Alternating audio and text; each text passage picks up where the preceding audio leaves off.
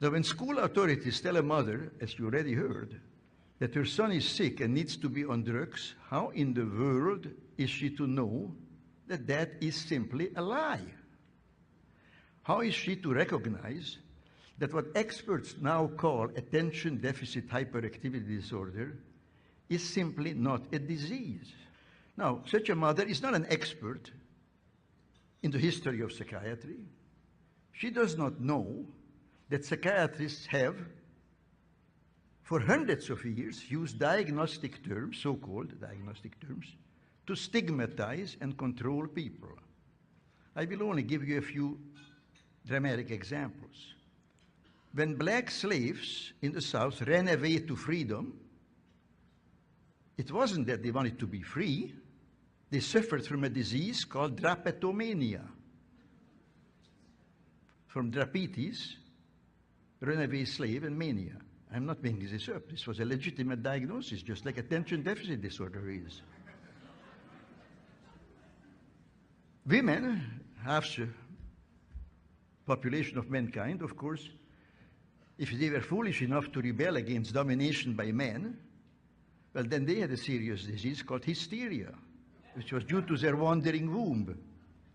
Now, none of those behaviors was ever a disease, and of course it's not a disease.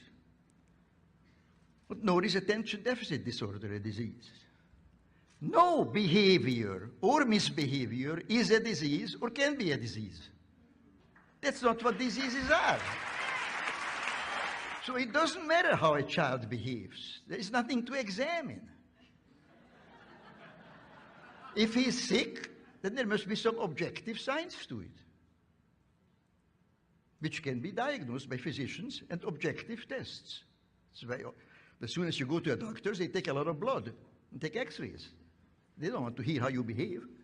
When I went to medical school 60 years ago, there were only a handful of mental diseases. I think there were no more than 6 or 7. Now there are more than 300. And new ones are, quotes, discovered every day. Labeling a child as mentally ill is stigmatization, not diagnosis. Giving a child a psychiatric drug is poisoning, not treatment.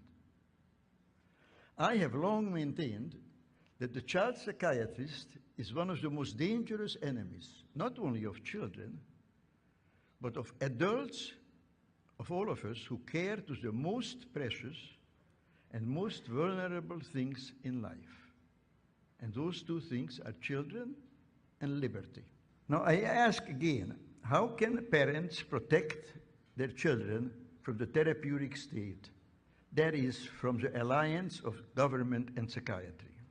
Basically, I think in the final analysis, they can only do so by disabusing themselves, getting rid of the idea that what ails an unhappy and misbehaving child, and there are, of course, many such children, in fact, all children at some time, that such a child is having a mental illness and the so-called treatment can help him.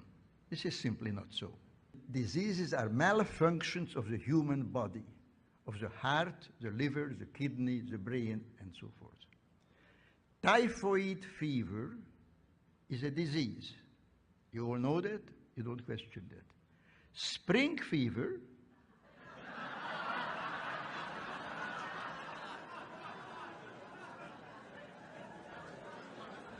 all you have to know is English.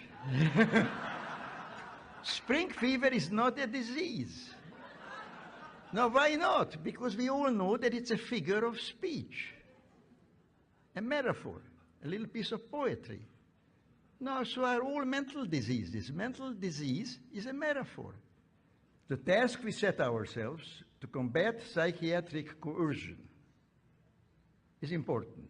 I think it's important. You all think it's important. Not enough people think it's important. It's a noble task, a task in the pursuit of which we must, regardless of obstacles, persevere. Our conscience commands that we do no less.